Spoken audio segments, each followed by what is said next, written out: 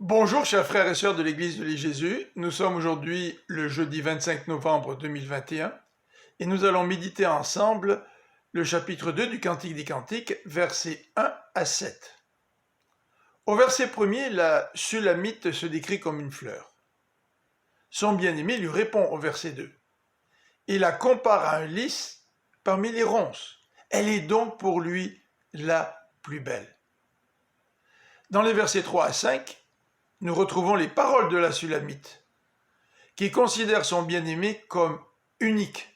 Elle apprécie l'intimité qu'elle vit avec lui.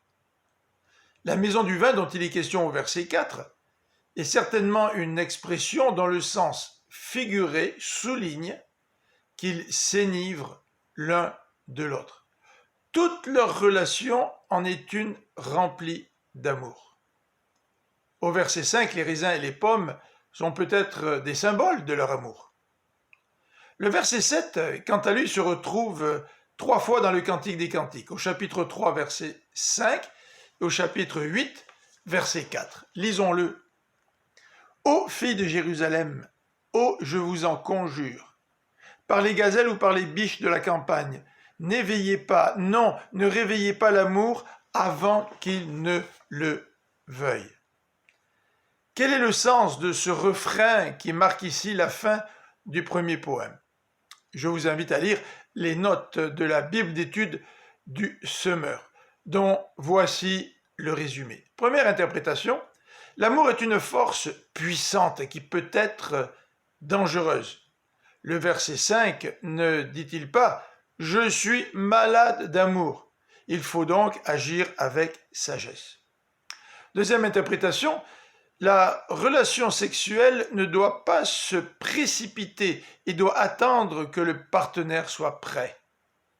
Troisième interprétation, il y a un temps pour l'amour et un temps pour la sexualité. Il faut se garder exclusivement pour son conjoint et pour le temps où il ou elle deviendra donc l'époux ou l'épouse. Voici une note que nous retrouvons dans la Bible du Semeur concernant le passage que nous venons de voir hier et aujourd'hui, c'est-à-dire le chapitre 1, verset 1 au chapitre 2, verset 7.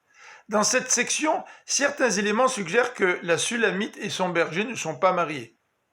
Elle désire un rendez-vous avec lui, chapitre 1, versets 7 et 8.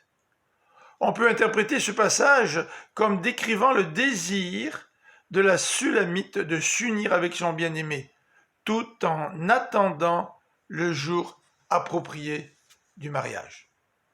Je vous souhaite une bonne fin de journée, que le Seigneur vous bénisse. À demain.